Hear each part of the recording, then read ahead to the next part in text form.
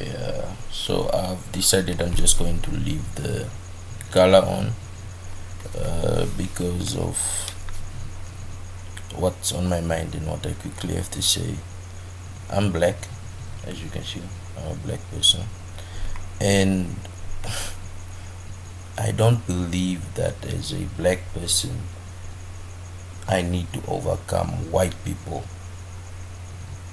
I don't even see white people as some sort of competition, whereby as a black person I should work to become like as successful as white people or group white people as some sort of a group.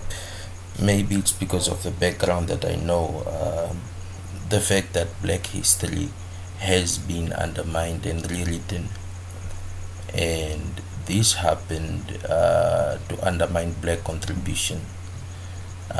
This is now when that whole superiority complex thing started kicking in. And to be honest, black people didn't really document history a lot apart from, let's say, the Egyptians, but they were whitened up, but they're not. Most of the Egyptians were black. There were even black Chinese, we know this, or Chinese of darker complexion, but not going by color, but just going by uh, roots. The sense that black people feel like white people are doing better because of institutional racism is true. We do have a history of being oppressed, but what we shouldn't have is a history of vengeance. Like somehow, if we defeat white people in education, science, or whatever, that somehow we will be emancipated. That's not the way it is. What it is getting over the fact that someone else is a different complexion, that someone else is white, and looking at the real serious issues, that there are remnants of discrimination within our infrastructures, neighborhoods, class, and then wealth distribution. This can be looked at from that perspective, and white people and black people can fix it because it's a human error, right? So to be a black person is a coincidence when you think of the fact that we all come from Africa.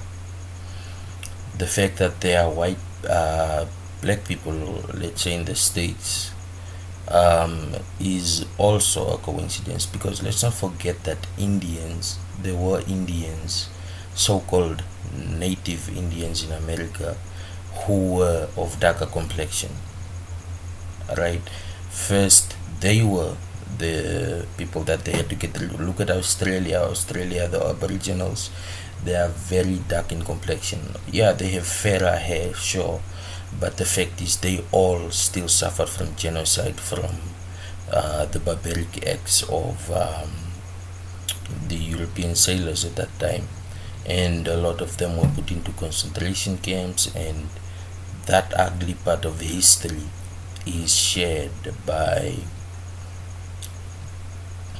a lot of people on our planet. But to say that it's a black white issue is a cop out, because you can find a very retarded white person, and I mean retarded in the jokish manner of someone who isn't that smart, who is still a racist, who might think they are better than you just because they happen to be white, but that doesn't mean they are. I mean, you could be driving in your fancy car and there's a white beggar on the street who would rather die than allow you to give him money. You can still find that that's personality traits. You cannot shout someone into understanding or perspective if you don't have a convincing argument yourself. It shows that you're lacking in knowledge. So the best way to approach this is to use facts. Let's understand our history, our heritage, and as opposed to being ashamed of it or being really angry about it, look at the success. Imagine, look at black Americans. I don't know why they are not proud to be black Americans, but look to Africa a lot. They were slaves. They overcame slavery. They overcame segregation. And right now, there is um, discrimination within the class sector and wealth distribution. There is no affirmative action. There were never reparations for the damage that was done to black Americans, and this there should have been reparations towards the neighborhoods, towards the families that were affected, like the families that were uh, their some of the activists who were killed by the federal government, which is a known fact, never got reparations. There weren't even any apologies. It's government secrets. Even though it's out now, as people have investigated and as time has gone by, but still, there should have been reparations to the neighborhoods and the communities. This would have brought up some sort of um, fair playing field, because there was class discrimination where black people couldn't get certain jobs, and obviously that led to poorer communities while the others got richer.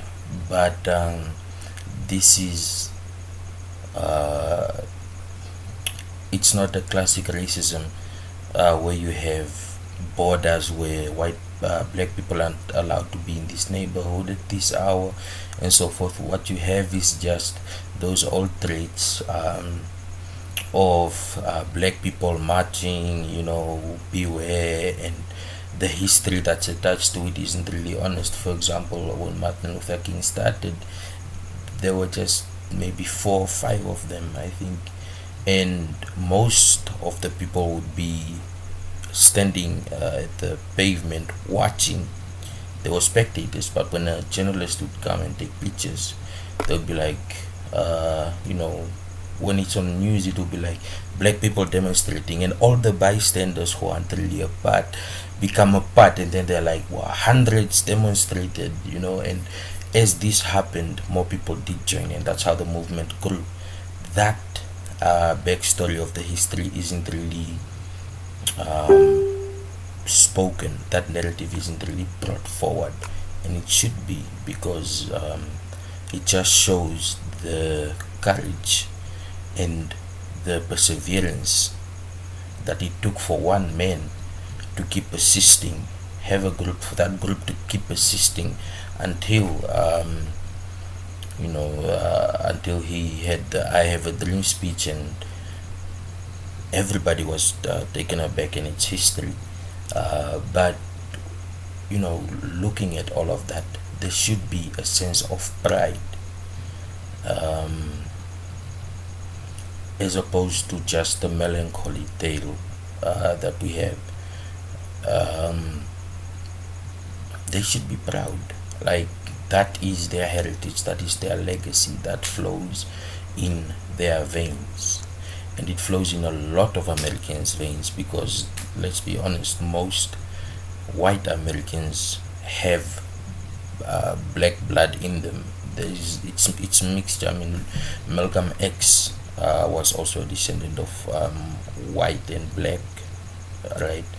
So it becomes a sense of where or which side were you born? Were you born on the privileged end or on the disadvantaged end, in which era? So I think approaching the race issue from a angry power perspective, which is that's what I want to address, the anger that most people feel and they want to express, is the wrong way to do it.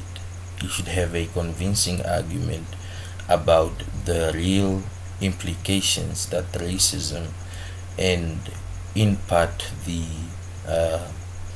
class economic barriers from the past have on the present. and as well as the institutional racism, whereby you have a system of government that is biased against black people based on the community, the color, the background, all of that. And it's a lot. It's a lot for the legal system. It was a lot just to allow black people to vote. It was a lot to say no more segregation, right? There might have been a few changes made, but it wasn't a real clean sweep of the entire system, of looking at it and revamping it, right? Those were just basic touch-ups, and that's why it's so conflicting in the present. So I don't think black anger is the way to approach racism. It's okay to be angry when this happens to you and it affects you. Let's say at a school where they don't maybe allow your child to go to that school, or your child is treated badly because of their skin color. Yes, so anger there is justified, but having someone say a word to you like, hey, you nigger, and they happen to be white and you get mad and aggressive, that's not what black pride should imply. And when it comes to Africa, Africa is seen as the place of black people's origin, but it's actually the place of human origin. We know that today. The first humans came from Africa. So it's a different narrative as time goes, and the more we know, even today.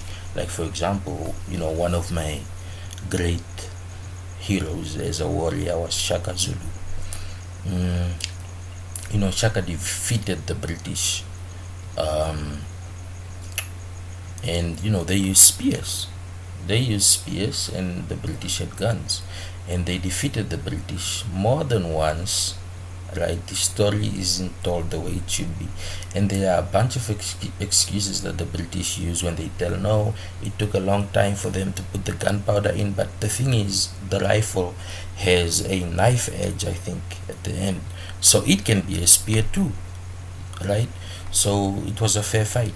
But the thing is, Shaka is said in history that when his mother passed away, he buried people, he started to kill people and so forth. That tale is a lie, because the evidence isn't there. Where are the bones? Where are the mass graves? Right? Everybody knows where Chaka was, where he lived. There would be some sort of evidence. That isn't there. So what happened was they turned history around, because what Chaka was doing was he was uniting the southern part of Africa. And if it had gone on, he might have even reached Central Africa and have a united front, right? He might have reached Great Zimbabwe and had, it was becoming this really powerful movement, and they had to stop it, and they used it by, using politics, by offering the other one power and alcohol, guns, and all sorts of stuff. So he was a man who was ahead of his time, irrespective of where he lived, what weapons they used. But his forethought was way ahead. I'd say it was even ahead of America in terms of having a huge united front. So you look at that and how they switched that around and turned him into this angry, barbaric black man. Then you sort of start to understand, when you read history, you should look at the present and look at how it's written, who wrote it, what was happening, what were the other events, put it together, and you get a different narrative yourself. So yeah, I mean, we all have a lot to be proud of, and Black History Month. That's my contribution for tonight.